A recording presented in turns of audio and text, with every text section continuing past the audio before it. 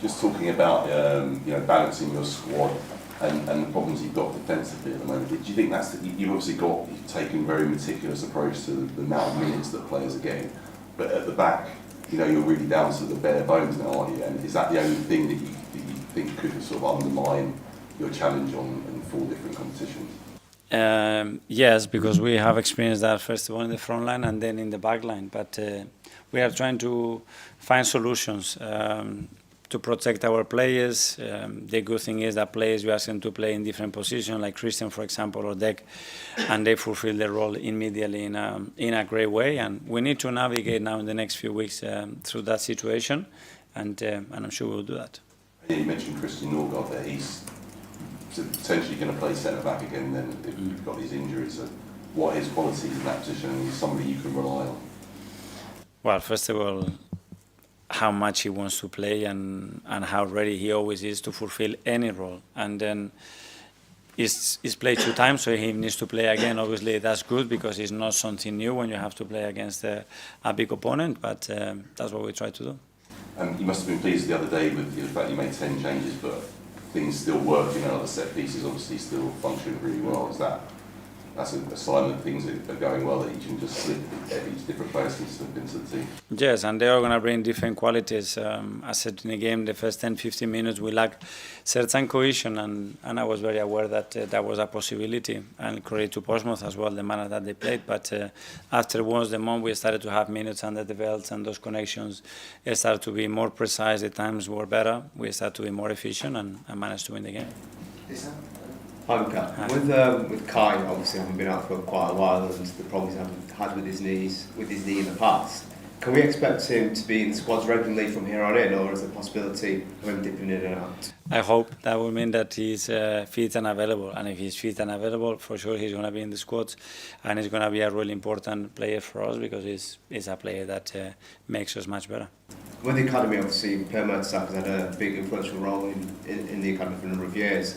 From next season, is there anything in particular that you might change in terms of outlook or processes just to freshen things up going forward? In the academy, you mean? Yeah.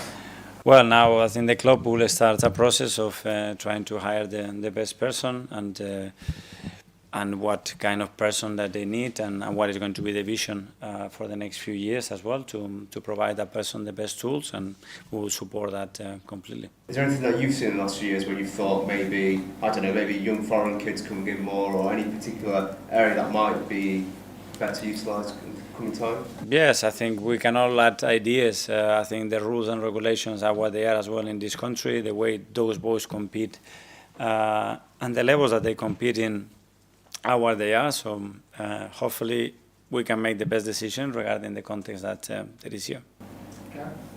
Obviously you had the experience in the semi-finals last season in 2 competitions.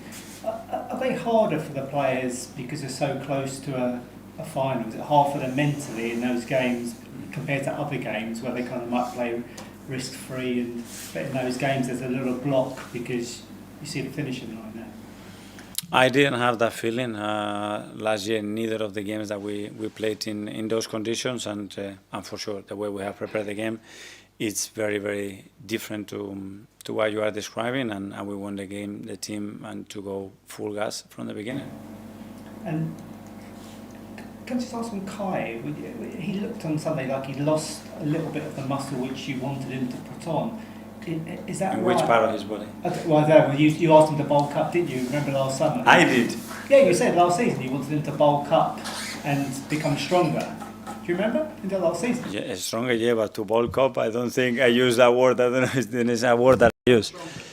Stronger in every area. I mean, when somebody has an injury, they need to come back stronger in certain aspects because that's an opportunity. You're going to become weaker because you don't train, you have the rhythm.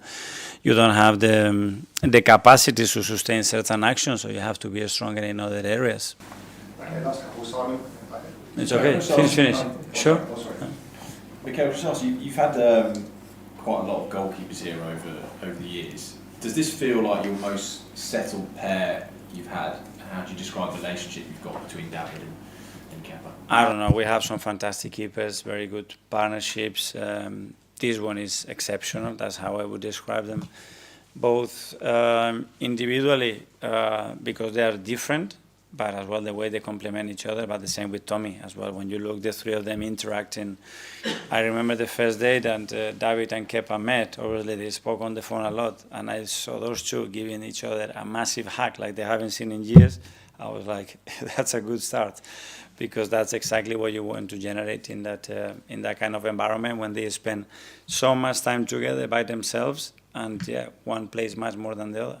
And obviously Kepa's played in all these rounds, and I know in the past you've changed keepers for semi-finals. Or does it worry you when you've got to have a conversation like that with a player and say, look, I know you've played this, but I'm going with someone else now?